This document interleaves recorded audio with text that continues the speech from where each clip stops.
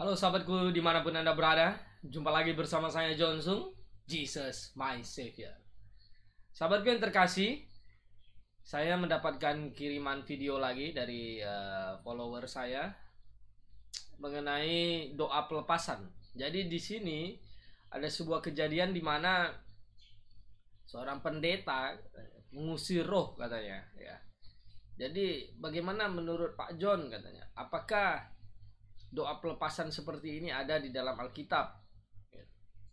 Apakah kita mengusir setan itu dengan cara seperti itu? Ya. Nah, oleh sebab itu saya akan jawab, dan mari kita lihat videonya lebih dahulu.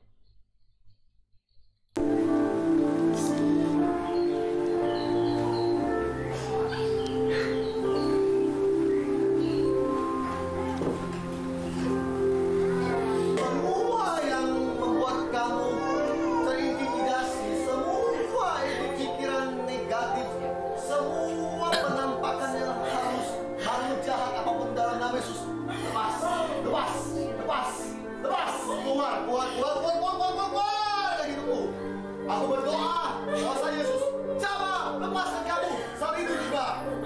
Kemuliaan. Hatimu terluka. Kamu pegang dadamu sendiri. Hatimu terluka. Harapan kuasa Tuhan. Jamah kamu. Pulihkan secara total. Nah, sahabat yang terkasih di dalam Tuhan, saya kadang nonton video seperti ini ya. Kekristenan ini jadi konyol, seperti okultisme akhirnya. Seperti praktek dukun mengusir apa? Lepas. Jama.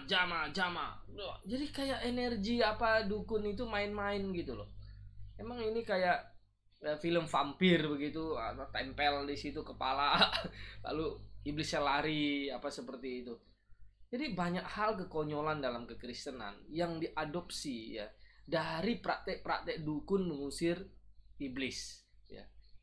Jadi iblis mengusir iblis, dukun mengusir iblis, orang kerasukan apa segala macam itu mereka bersandiwara iblis bisa mengusir iblis begitu. Supaya nanti semua orang pergi ke dukun itu. Nah, ini adalah praktek yang salah demikian. Nah, di dalam kekristenan akhirnya muncul orang-orang Kristen yang tidak baca Alkitab. Mereka tidak mengerti firman Tuhan. Lalu cara mengusir setan ini seperti itu ya. Ini sangat konyol sekali. Itu ibu lagi stres, depresi, ada sebuah masalah pergumulan di dalam hidupnya ya. Dia bukan kesurupan, dia bukan kerasukan setan yang perlu ditengking setannya keluar. Dia itu butuh pencerahan, butuh pengertian akan kebenaran firman Tuhan. Agar ya firman Tuhan masuk ke dalam hatinya, pikirannya, dia jadi mengerti, jadi tenang gitu. Ini kok dianggap seperti apa? Praktek sebagai supranatural seperti ini ya. Ini tidak benar ya. Nah, dalam Efesus pasal 6 ayat 11 itu kan jelas sekali dikatakan bahwa kenakanlah seluruh perlengkapan senjata Allah supaya kamu dapat bertahan melawan tipu muslihat iblis. Iblis itu melakukan tipu muslihatnya, sehingga orang Kristen biasa tidak dapat melihat gaya trik iblis. Nah, ini bahaya sekali ya. Oleh sebab itu saya ingin mengajak Anda untuk lihat Alkitab ya. Sebuah praktek okultisme, penyembuhan dukun itu ya, sebenarnya masuk di dalam gereja ya. Setelah masuk di dalam gereja, para pendeta-pendeta itu yang tidak mengerti itu, mereka itu praktekkan cara yang seperti itu. Nah, padahal ya kalau kita lihat itu tentang roh jahat ini kan begini di dalam Lukas pasal 11 ayat 24. Apabila roh jahat keluar dari manusia, ia pun mengembara ke tempat-tempat tandus mencari perhentian. Karena ia tidak mendapatinya, ia berkata, aku akan kembali ke rumah yang telah kutinggalkan itu. Maka pergilah ia dan mendapati rumah itu bersih, tersapu, kosong, dan teratur. Ini kan cerita mengenai bagaimana ya roh jahat sudah diusir, pergi dia kan, pergi dia, lalu mengembara.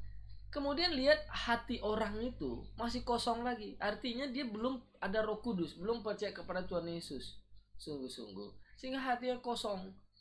Tidak ada sesuatu yang menjadi fondasi imannya. dia kosong, dia mengembara, dia balik lagi, lalu ia keluar mengajak 7 roh yang lain yang lebih jahat daripadanya, dan mereka masuk diam di situ. Maka akhirnya keadaan orang itu lebih buruk daripada keadaan semula.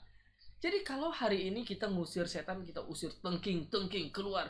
Setelah dia keluar, misalnya keluar ya, lalu orang itu tidak diberitakan Injil. Nah, kosong, dia bawa lagi jahat, yang lebih jahat, 7 yang lebih jahat. Nah, ini kan cara yang konyol, bukan seperti itu gitu loh. Nah, saya mau kasih tahu juga, sebenarnya ini begini ya. Kalau lihat di dalam Markus ya, Markus pasal yang ke-5, ini ada tentang kerasukan ya, tentang kerasukan di sini. Ya.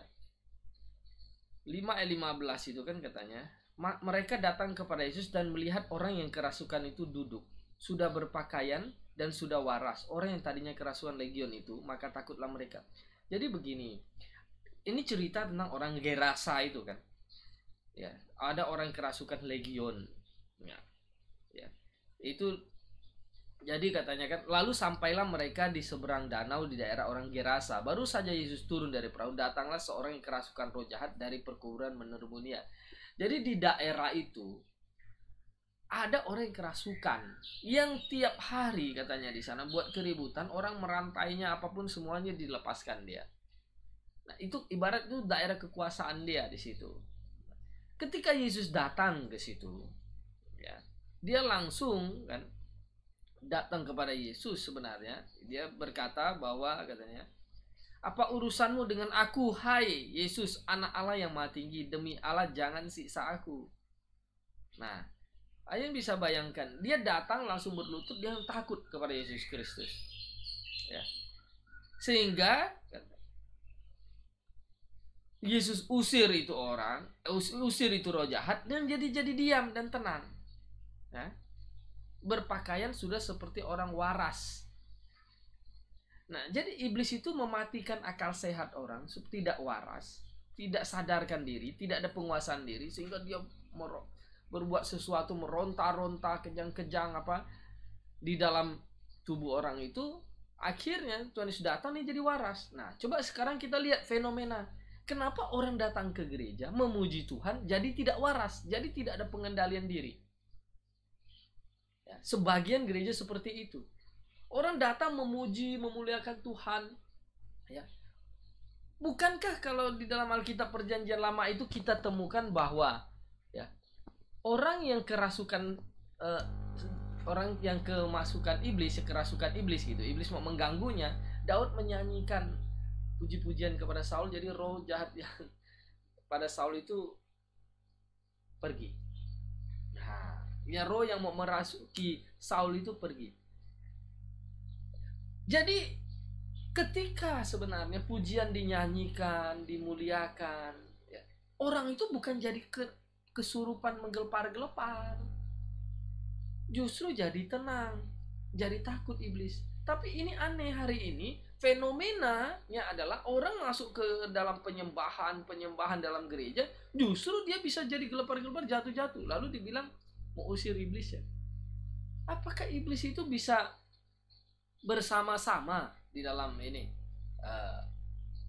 persekutuan memuji Tuhan di situ, lalu dia gelepar-gelepar? Kenapa di praktek tempat lain tidak ada gitu? Gereja-gereja lain itu semuanya tenang. Nah, ini kan coba menjadi sebuah pikiran kita. Lalu pertanyaan berikutnya, apakah iblis itu bisa sembarangan merasuk orang? Apakah orang misalnya kayak nonton musik konser apa gitu bisa kerasukan semua? Kan tidak. Apakah orang misalnya nonton ramai-ramai gitu di bioskop di mana lalu kerasukan gitu semua tiba-tiba? Tidak kan? Nah, iblis itu bisa datang merasuki orang itu adalah kalau ada undangan. Ada undangan dia untuk datang, maka dia akan datang. Jadi seperti orang kasih sesajen, kasih sesuatu hal ya, untuk mengundang dia datang, iblis itu maka akan datang. Bukan serta-merta sembarangan iblis itu bisa rasuk sini. Walaupun orang itu tidak percaya Yesus, orang iblis itu tidak bisa sembarangan merasuki orang. Nah, ini yang harus dipahami oleh orang Kristen. Misalnya lagi rapat di istana anggota DPR sama presiden apa, emang bisa tiba-tiba dirasuki orang? Dirasuki iblis? Kan tidak bisa. Nah, jadi fenomenanya akhirnya aneh. Orang masuk di dalam gereja seperti itu, nyanyi-nyanyi, masuk penyembahan, ayo berbahasa roh, lalu tiba-tiba semua menggelepar-gelepar, jatuh kejang-kejang. Kenapa iblis tidak merasuki tempat yang ini? Kalau bisa sembarangan rasuk orang, nah, tempat orang-orang tidak ada penyembahan di mana-mana, ya. Ini hal yang aneh. Justru saya melihat ini adalah mengundang, ya. Maka iblis itu datang. Nah, coba lihat ini lagi ya, videonya lagi. Hamba dirimu, aku berdoa kuasa Yesus mengasihi. Yesus mengasihi. Kamu datang ya pengaruh, kamu datang justru malam ini kamu mengalami lawatan Tuhan. Lawatan Tuhan. Lihat ini, lawatan bodoh. Tuhan. Lawatan Tuhan itu jangan hati. Tuhan pulihkan kamu saat ini juga. Kamu berdoa. Kau benci mata Tuhan. Jangan biarkan iblis merusak semuanya. Iblis is a liar. Setan itu penipu. Yang berdoa bahwa hidupmu. Nah, kan ini sangat lucu gitu loh. Jama. Apa ada energi apa dari tangan orang itu untuk masuk ke dalam itu perempuan itu? Nah, ini jadi sebuah pertanyaan yang sungguh sebenarnya praktek-praktek seperti ini tidak ada di dalam Alkitab. Nah, sekarang saya mau kasih tahu kita bagaimana caranya mengusir iblis. Oke? Nah, kita buka di dalam Alkitab, ya. Kita lihat di dalam Roma pasal yang ke-8 ayat yang kedua, bunyinya demikian.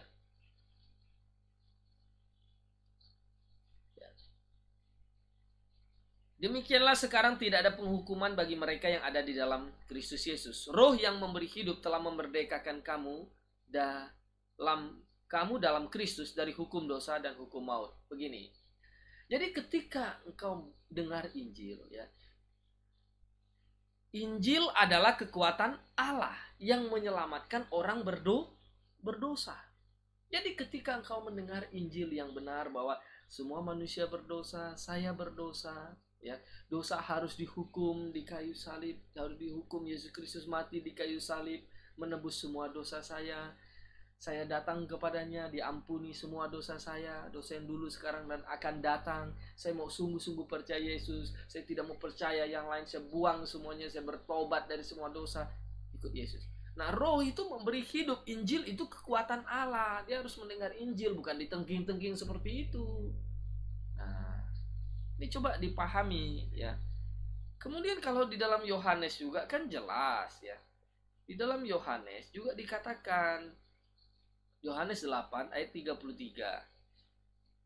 Ya. Jawab mereka, kami adalah keturunan Abraham dan tidak pernah menjadi hamba siapapun. Bagaimana engkau dapat berkata kamu akan merdeka? Kata Yesus kepada mereka, aku berkata kepadamu, sesungguhnya setiap orang yang berbuat dosa adalah hamba dosa. Dan hamba tidak tetap tinggal di dalam rumah, tetapi anak tetap tinggal di dalam rumah. Jadi apabila anak itu memerdekakan kamu, kamu benar-benar merdeka. Ketika kamu percaya, Roh Kudus memateraikan kamu di dalam hatimu. Ya. Ketika kamu percaya, kamu diberi kuasa menjadi anak-anak Allah. Yohanes 1 ayat 12. Jadi, ya, kita mengusir setan itu, kita beritakan Injil kepada orang itu. Agar orang itu terima Injil, Roh Kudus masuk ke dalam hatinya, maka dia terlepas dari semua ikatan manapun, ya. Maka tidak ada iblis lagi yang bisa merasuki dia. Nah, waktu dia terima Injil, semua roh-roh jahat itu pergi, Roh Kudus masuk. Maka nanti kalau roh jahat lihat lagi, di dalam hatinya itu bukan kosong lagi, bukan tersapu bersih kosong, tapi udah ada Roh Kudus, dia tidak bisa bawa 7 yang lebih jahat lagi. Nah, kalau hari ini, ya, setiap orang kamu tengking-tengking, belum tentu dia itu ada kerasukan. Nah, kayak perempuan ini dia bukan kerasukan roh, bukan kemasukan iblis, tapi dia ini ada problem, permasalahan, depresi, stres berat. Bukan pakai cara jama, bukan. Diajak duduk, diajak ngerti apa masalahmu, ya. Beritakan Injil kepadanya sehingga dia bisa diselamatkan. Nah, saya tidak ada melihat satu ini pun praktek, ya, satu praktek doa pelepasan di dalam Alkitab, ya. Yang ada itu ya ngusir setan, oke, iblis diusir gitu. Tapi usirnya bagaimana caranya? Beritakan Injil sehingga dia diselamatkan. Nah, itu yang benar. Bukan main tongking roh, kelawat, lepas, jama. Oh, apa kayak pegang tangannya segala. Ini kan kayak gaya-gaya perdukunan ini, ya. Jadi sahabatku yang terkasih dimanapun Anda berada, sungguh miris kekristenan hari ini, ya. Kristen ke mistik-mistikan akhirnya. Kristen ke apa? Okultisme, ke gaib-gaib gitu. Ini yang tidak benar seperti ini. Nah, saya mau katakan bahwa ya, kuasa maut sudah dikalahkan. Iblis tidak bisa sembarang bergerak merasuki orang, kecuali orang itu ada ngundang dia, atau orang itu masuk di dalam sebuah komunitas penyembahan yang dimana ya orang itu terhipnotis, tidak sadarkan diri. Makanya saya tadi katakan, ya, mengapa di dalam gereja-gereja sebagian mereka nyanyi lagu himne, ya, mereka Allah nyanyi lagu yang ini memuliakan nama Tuhan, himne misalnya kan, ya, oh Tuhanku segala macam, menurutku mengagumi. Dalam kondisi yang seperti itu tidak ada orang kerasukan, tidak ada orang gelepar-gelepar kejang-kejang. Kenapa ketika orang menyanyi lagu yang haleluya, mari kita bahas Romanya, kemarin banyak yang kesurupan. Justru saya melihat disitulah ya, mereka itu sebenarnya masuk ke dalam sebuah fase di mana mengundang iblis datang, dan mereka sendiri adalah iblis mengusir iblis. Coba Anda pikirkan ya, firman Tuhan yang saya sampaikan ini memerdekakan orang dengan Injil. Beritakan Injil, bukan tengking, jama. Konyol sekali ya. Oke, sahabatku yang terkasih dimanapun Anda berada ya, saya harap ini bisa mencerahkan kita semua. Saya tidak ada maksud membenci siapapun, tidak ada maksud untuk ya mendiskreditkan siapapun, tetapi Anda harus pikirkan apa yang sesuai dengan Alkitab, ya. Bersama saya John Sung, Jesus my Savior.